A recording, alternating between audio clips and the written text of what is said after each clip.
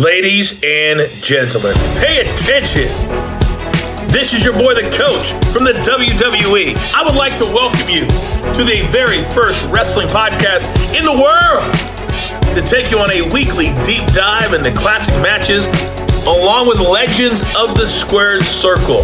Enjoy the discussion. Enjoy the back and forth. There's so much to get into. Ladies and gentlemen, this is the Payoff.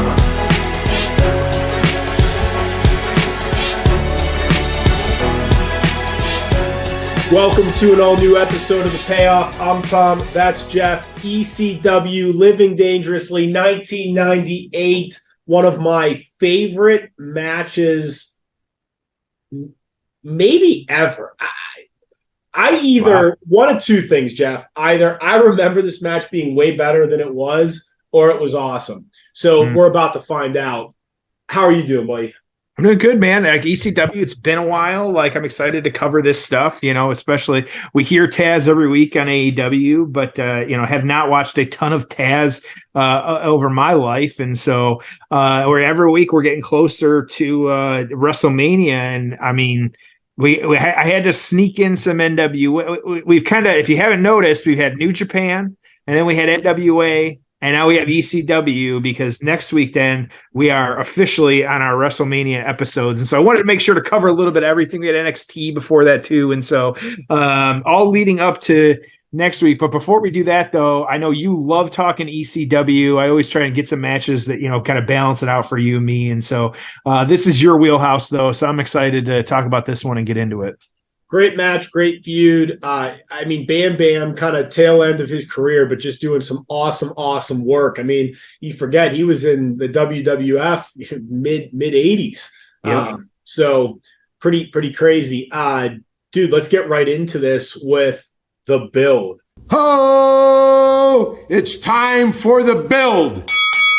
So Asbury Park, which is where Bam Bam's from. We're at the Asbury Park Convention Hall, March 1st, 1998, 3,700 in attendance. I mean, you forget, like, ECW, and I know the ECW arena only held, like, 1,500 that they jammed into that place. But, like, dude, when they were going to these, like, other places, they were drawing 3,000, 4,000, 5,000 people with a turnaway crowd.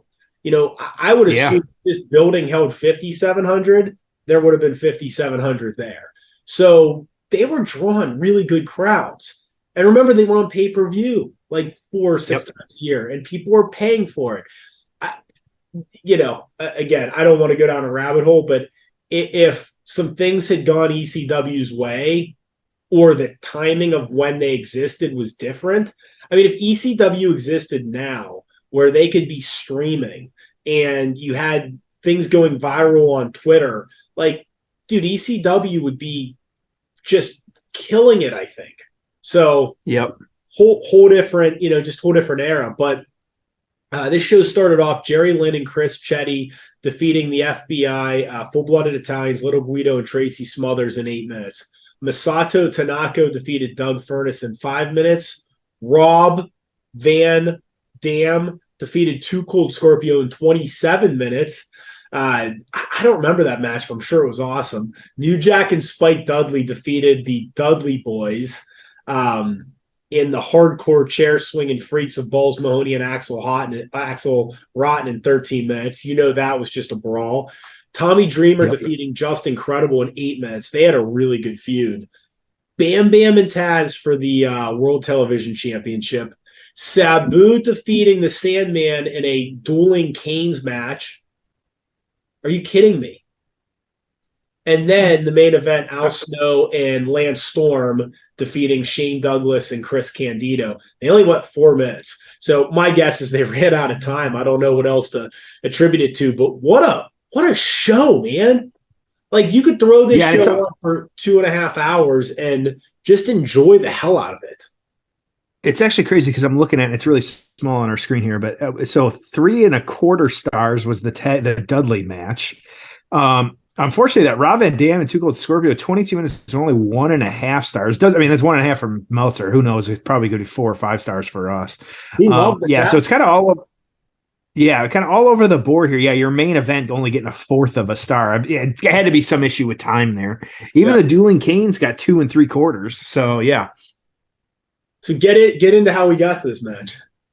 Yeah, so this one, and so of course, WrestlePalooza, June 1997, of course. At this point, we're in March 1998. But in a lead up to this one, Taz actually lost to Sabu. It was a rematch. It was actually his first loss since 1995, which is insane. But then he actually ended up winning. While he lost to Sabu earlier in the evening, he actually won the World Television title from Shane Douglas that night, which is actually his second reign on that one. And so he took on everybody. And so it was actually through 1997. Lance Storm, Al Snow, Jerry Lynn, Chris Candido. He was beating everybody. And so, but then ended up feuding actually with Triple Threat. It was actually feuding with Sabu, Rob Van, like really everybody. And so he would team up with Tommy Dreamer throughout some of this, but yeah, just all over the place. And so, it was actually November to Remember. He issued a challenge to who was the world heavyweight champion Bam Bam Bigelow at this point. And so, some kind of storyline stuff as well too. Bigelow turning on Taz. It was a match against Shane Douglas and Chris Candido where the two of them were teamed up. And so, and this one, it was actually, and I had forgotten this part of it or just didn't know this part of it. But it was October 1997. It was an episode of Hardcore TV. Rick Rude actually selected Bam Bam Bigelow as the challenger for Shane Douglas's ECW World Heavyweight Championship. He ended up winning that one, kind of renouncing his membership in Triple Threat as well too. Of course, Shane Douglas being part of that.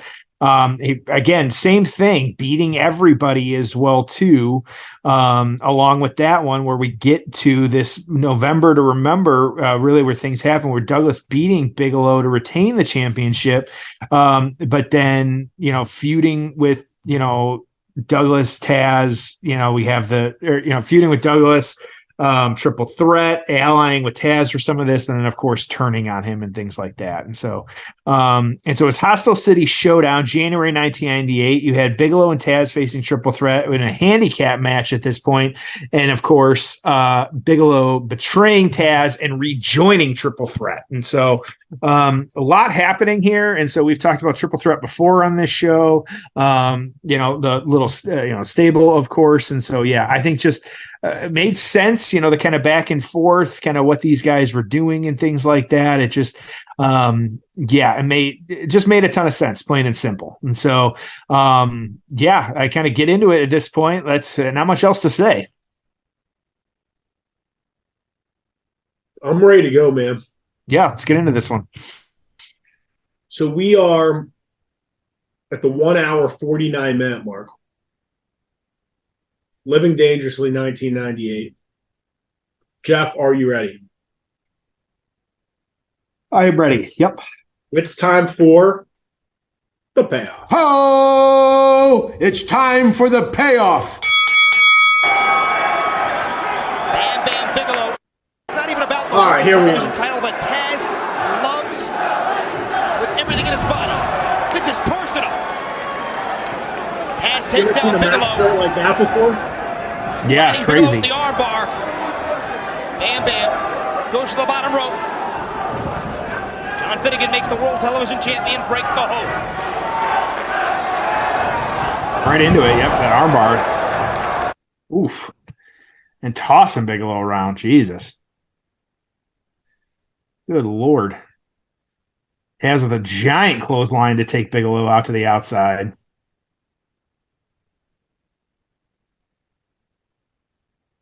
All right, we're getting right into it then. Okay. Love it.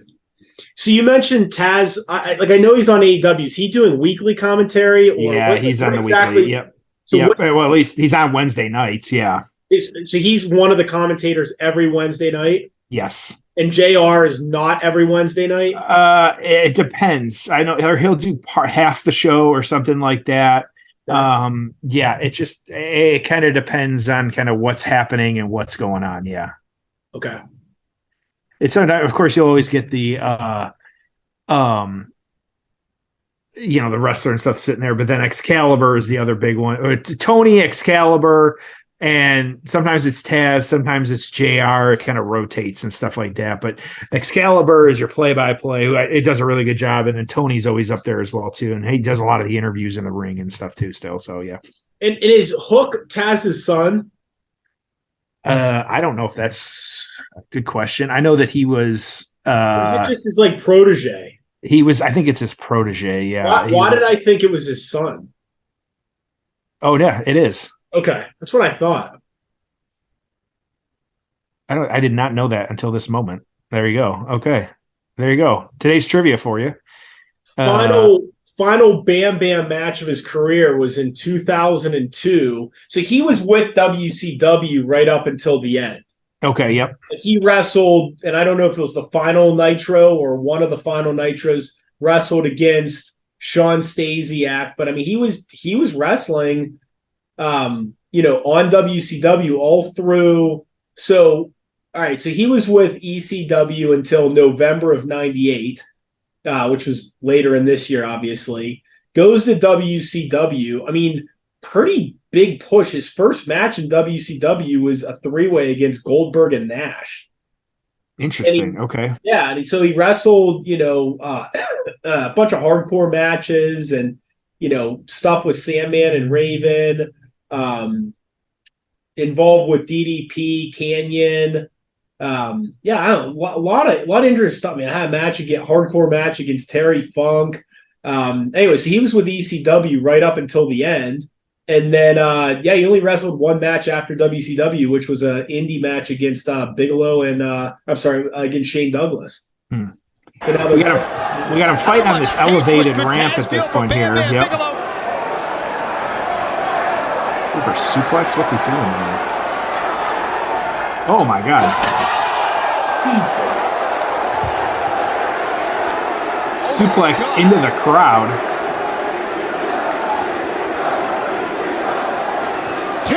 Taz deserves an ECW chant, that's for sure. Yep. Over the guardrail, the back of Taz's head smacked that steel guardrail. Jesus. Both of them. Crazy, yeah. I mean, they just threw him into the audience. Right. I mean, there's cement and steel chairs there. That's what broke Bam Bam's fall. And there's and it looks like broken glass too. Oh, good. I mean, hey, if you're gonna do it right, So there, now just fight. Yeah, that is definitely broken. Something down there. Yeah, I don't know what that is, but. And then Taz, his career came to a halt. I mean, he hasn't wrestled since 2002. That's when, and that was it was a WWF match. And I think that's, he was done wrestling at that point, due to injury. Yep. But he wrestled. I mean, he wrestled. He debuted early 2000, wrestled 2000, 2001, and into 2002. They obviously did nothing with him for the most part, but they just didn't see much in him. I mean, they thought he was too small and, but I mean, he did do some stuff. Mm-hmm. So we've suplexed now back to ringside at this point. Yep. You like that entrance? It's a stage. Yeah, I was going to say, yeah, I was a fan of that. Yeah, absolutely. Something about it, I don't know why, it just seems, I say scarier. It's not necessarily, but it gives off that vibe a little bit. And so, yeah, that's why it's interesting. Yeah. So what do you, I mean, how I feel about ECW, but like, what do you think of like the presentation and the lighting and the rings? Like how, what do you think of it? So I think what we were talking last week about like NWA just seeming like, they're going for a moonsault.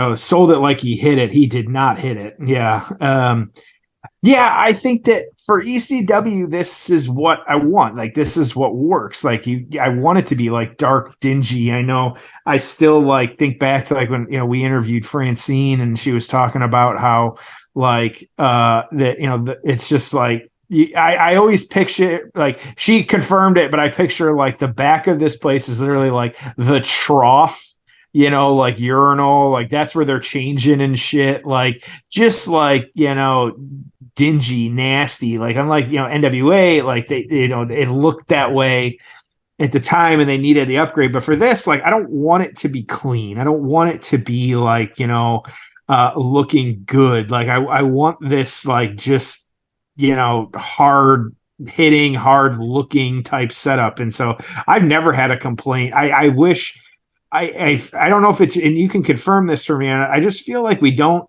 that table's already broke too. I always feel like I've always seen clips over the years of them like jumping off of like where we can see it at this point too, like that back kind of upper area or like different like the high parts of the ECW arena. Like I just feel like I haven't seen a whole lot of that. I feel like we need to pick a couple matches where we can get some of that, like some of the real crazy hardcore shit. It's this, forget about it. Taz slips off. Oh boy, face first on that. That was painful. Picks up Bam Bam. Bigelow with an incredible show of strength and drops Bigelow. Yikes. Okay. Big spot through the table there. Taz really didn't have a long career. I mean, it was only 8 years long. He debuted in 94 and he was done by 2002. Isn't that crazy? That feels weird. Yeah. It just feels like he's been around for so much longer. Like, and especially nowadays when we're seeing him, on AEW every week, like it feels weird. Yeah. You compare it to Bam Bam, who, I mean, he had an 18-year career. I'm sorry, 16-year career. Right. Yeah.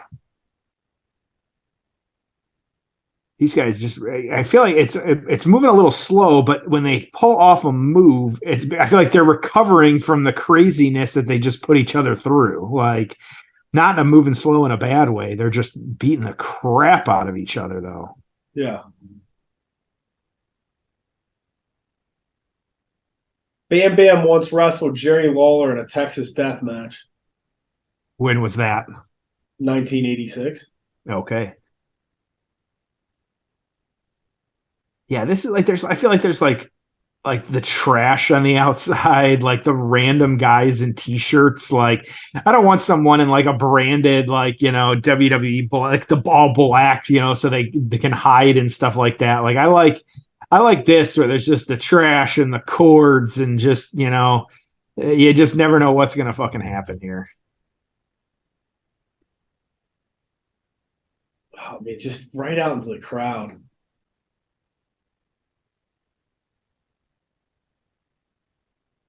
I mean, there's 3,700 people there. Like, it's funny. Like, there's AEW tapings that have 3,700 people there. You know what I mean? Yeah, absolutely. It's blocking the chair shot there. Yeah.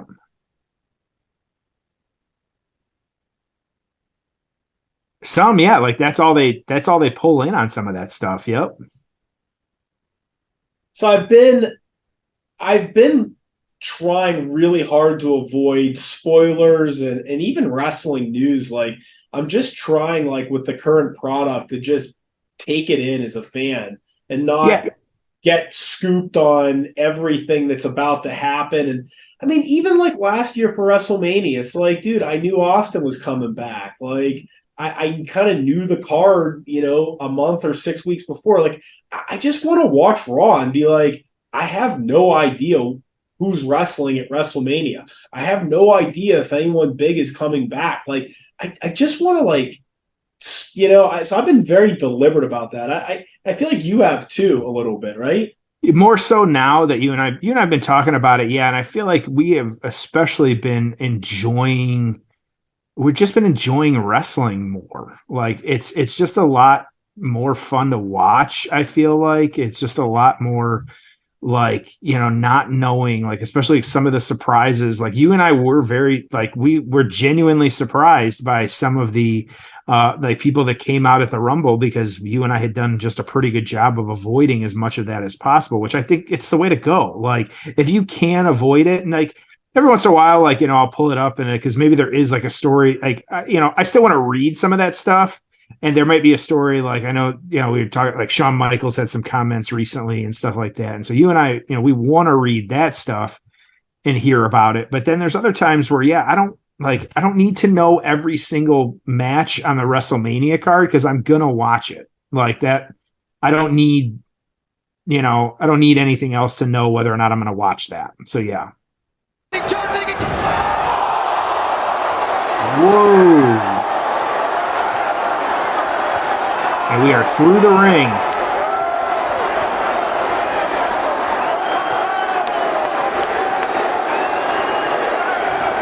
Well, maybe that's why the last two matches. That would definitely explain it.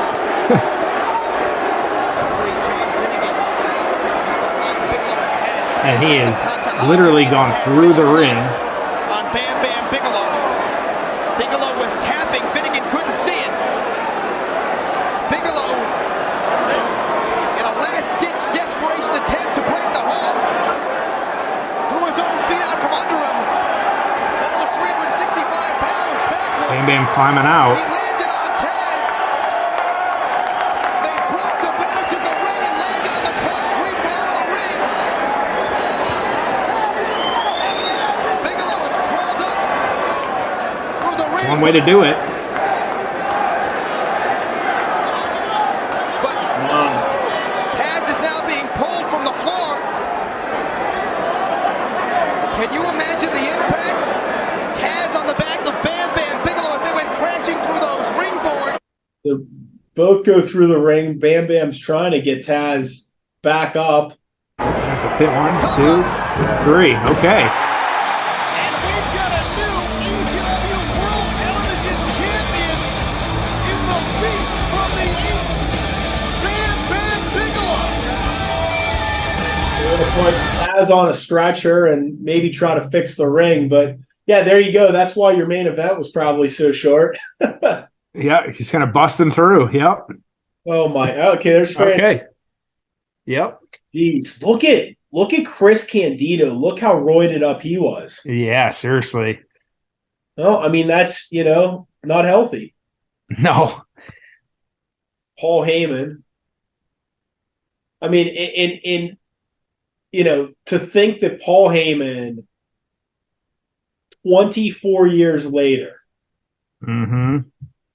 would be a big part of the biggest thing that's happened in wrestling in the past 10 or 20 years.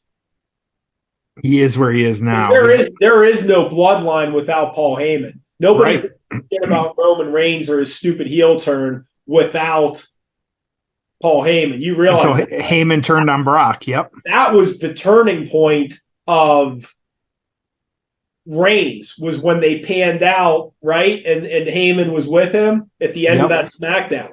Yep. All right. Let's get into the aftermath. Ho! It's time for the aftermath. A little gritty, what'd you think? Yeah, it wasn't too bad, actually. I thought that it was what I would expect. The finish caught me off guard.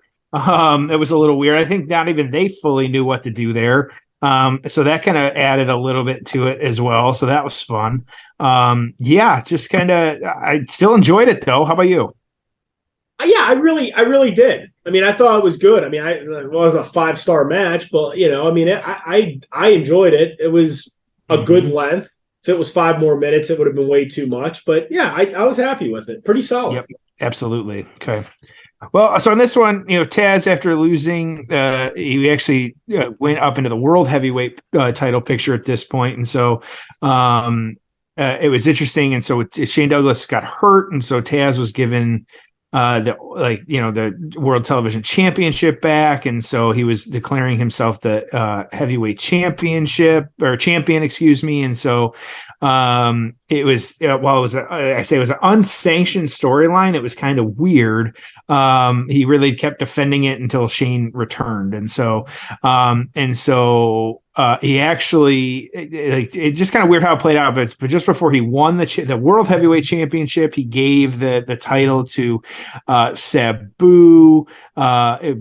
He kind of pulled Sabu on top of him to let him get the pin. It just kind of some weird stuff. Didn't make a ton of sense, but that was kind of what was happening. And so it was actually guilty as charged, where Taz finally beat Shane Douglas for the World Heavyweight Championship, which ended Douglas's run. Bam Bam, on the flip side here, his reign lasted until April 4th, 1998. And so it's just really over a month on this point with this. And so he actually lost the title to Rob Van Dam. He had a bunch of weird matches. He wrestled New Jack at WrestlePalooza, the It Ain't Seinfeld, Axel Rotten, A Matter of Respect, Al Snow. There was a Falls Count Anywhere at Heatwave, where he lost to Taz in the FTW Heavyweight Championship on that one. And so, yeah, just a lot of different stuff. He, kind of failed to win the tag titles as well too.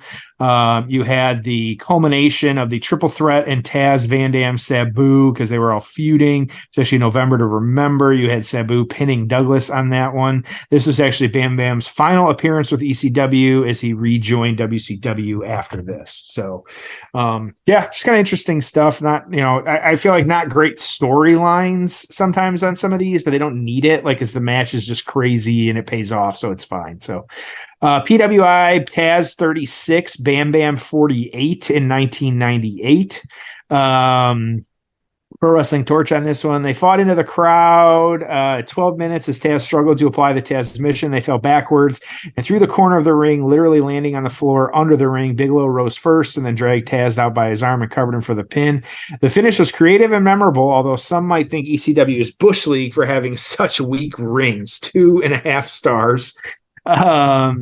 Observer newsletter on this one. So this was the third best match of the night.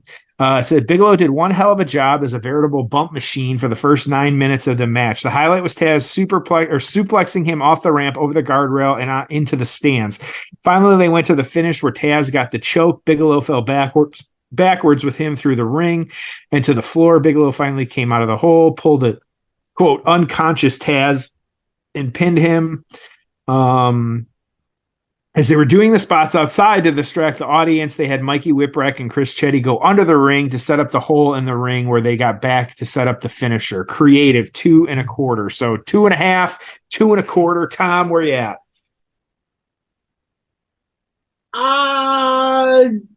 Give me a 6.5. Yep. Like, here's the thing, and again, I'm an ECW mark, but like, that's fun. Mm-hmm. Like, that's a fun match. I mean, you can, if you want to pick apart pro wrestling, then you could say, oh, well, it was sloppy, and oh, they, weren't like super choreographed, and oh, Bam Bam looked a little winded, and oh, the arena was smaller and the lighting wasn't the best. I mean, you can play that game all you want. What I saw? I saw two guys that beat the shit out of each other, that did a ridiculous suplex into the crowd, that did a spot through the ring out of fucking nowhere. And it was a fun 13 minutes. That was enjoyable. So, like, I just don't understand, like, how people look at this stuff. Like, we were talking, like, I think it was last week about the Bray Wyatt dark match or whatever the pitch black. Yeah. It was fine. It was like, not like I was like, oh, this is horrible. I mean, like, I just try to enjoy this stuff. I like that match. I thought it was a lot of fun. You gotta remember, like, not everything's gonna be perfect, but also not everything needs to be perfect. You don't want it to be perfect, because then it's all the same. I live by the Big E mantra of, like, you don't need a 5-star match every single time. Sometimes you just want, like, big meaty men bumping meat. Like, that is, like, I am all for. This was absolutely that. You just had two big dudes bumping like crazy and doing crazy shit. That's like Big E's dream matches against Goldberg, which, okay, fuck that. But also, like, I would actually be interested in watching that only because, like, okay, like, you have my attention. I hate to say that, and it's a Goldberg match, but at the same time, like, damn it, like, I would watch Big E beat the crap out of Goldberg. Like, that's just how it goes. So, but whatever. So, okay, any final thoughts here before we we're on the road to WrestleMania now. This feels crazy. Are we going to cover some WrestleMania at some point? We are definitely going to cover some WrestleMania. What do we got here? So you got next week's WrestleMania. The And then we're week after that is WrestleMania weekend with a takeover. And then we're doing the WrestleMania match of all matches, practically. Yeah. You got a good little slate here. We got WrestleMania all the way through most of April, and so we got some good stuff here, and so I'm excited. So me too. Some we've talked about, some we haven't, but it should all be good stuff. Good. All right, well, I'm pumped, man. This was fun. Appreciate everyone listening. We'll see you next week on an all new episode of The Pay.